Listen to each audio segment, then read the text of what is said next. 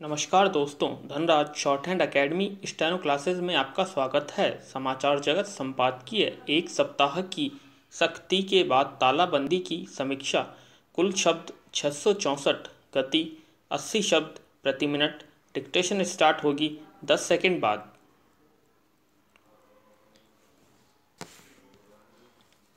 5 second. Start. प्रधानमंत्री नरेंद्र मोदी ने मंगलवार को प्रातः 10 बजे राष्ट्र को संबोधित करते हुए लॉकडाउन की अवधि 3 मई तक यानी 19 दिन और बढ़ाए जाने की घोषणा की और साथ ही यह भी कहा कि आगामी 20 अप्रैल तक लॉकडाउन में और अधिक सख्ती बरती जाएगी और उसके बाद स्थिति का मूल्यांकन कर जहां पर कोरोना का कहर नहीं है या जो हॉटस्पॉट में शामिल नहीं है वहां सीमित सशर्त छूट दी जाएगी और अगर स्थिति बिगड़ी तो फिर से लॉकडाउन सख्ती से लागू किया जाएगा। विराम।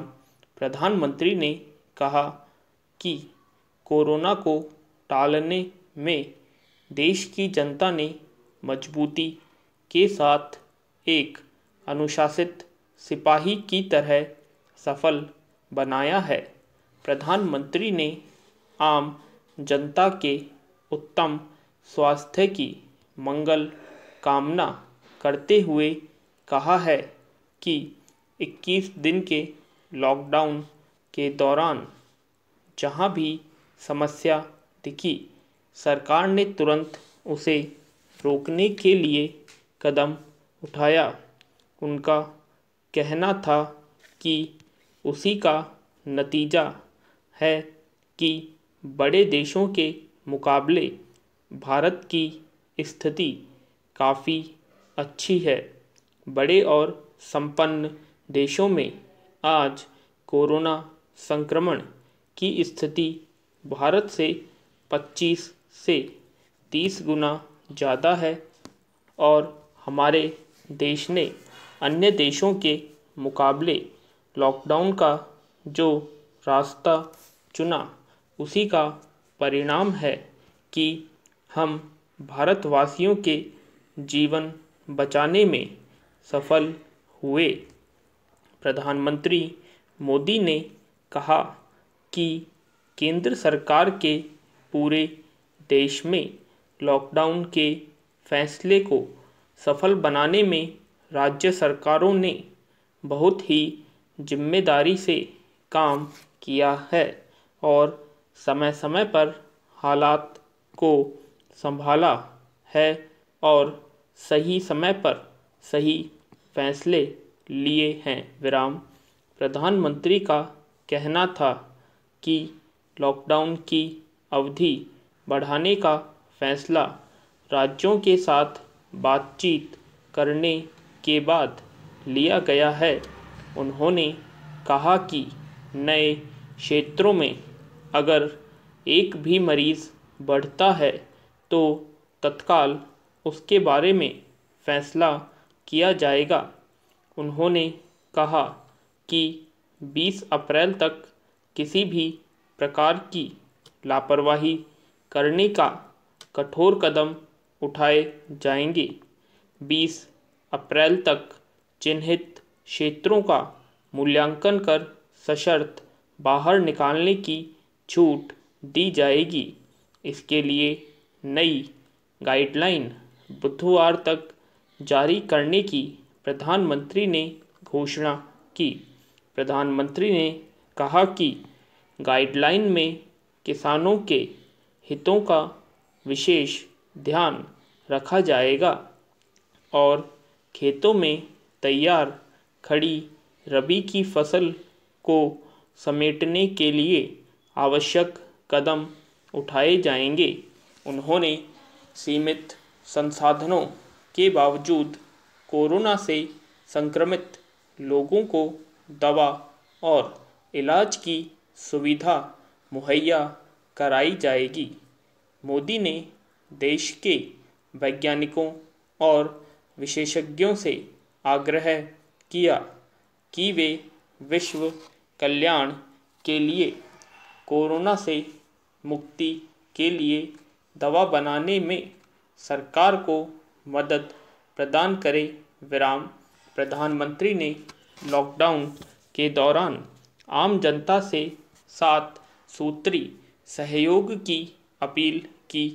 उन्होंने कहा कि पहला काम बुजुर्गों के लॉकडाउन के दौरान विशेष ध्यान रखें, उनकी पुरानी बीमारी की दवा आदि की पूरी व्यवस्था रखें।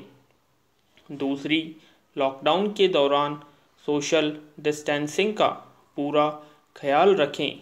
तीसरी, इम्यूनिटी बढ़ाने के लिए आयुष मंत्रालय द्वारा बताए गए उपायों, गर्म पानी और काढ़ा आदि का सेवन करते रहें। चौथा सूत्र, आरोग्य सेतु से मोबाइल डाउनलोड करें। उन्होंने पांचवा कार्य यह बताया कि जितना हो सके सभी गरीब परिवारों की सहायता करें। प्रधानमंत्री ने छठे सूत्र में व्यवसायियों से संवेदना बरतने का अनुरोध किया है और कहा कि किसी भी मजदूर को नौकरी से न निकालें। और सातवें सूत्र में प्रधानमंत्री कोरोना योद्धाओं, डॉक्टर, नर्सकर्मी, पुलिस और इस काम में जुटे अन्य सभी का सम्मान करने का अनुरोध किया है। उन्होंने सभी लोगों से आग्रह किया कि जो जहां है वहीं रहे और लॉकडाउन व सोशल डिस्टेंसिंग का पूरी तरह करें। यहाँ यह बता दें कि मंगलवार को लॉकडाउन के प्रथम चरण का 21वां दिन था और लोग उम्मीद लगाए बैठे थे कि सरकार कुछ छूट की घोषणा करेगी, किंतु उन्हें निराशा ही हाथ लगी। खास तौर से देश के महानगरों मुंबई और दिल्ली में प्रवासी मजदूर आशा लगाए बैठे थे कि उन्हें अपने घर जाने के लिए केंद्र सरकार कोई घोषणा करेगी। इसी आशा से मंगलवार को शाम 5 बजे मुंबई के बांद्रा रेलवे स्टेशन हज़ारों की संख्या में मजदूर पहुंच गए, जिन्हें हटाने के लिए पुलिस को लाठी चार्ज करना पड़ा। तो कैसी लगी आपको डिक्टेशन, कमेंट बॉक्स में कमेंट करें और अगर आप हमारे चैनल पर नए हैं तो सब्सक्राइब करें और लाइक और शेयर करना ना भूलें।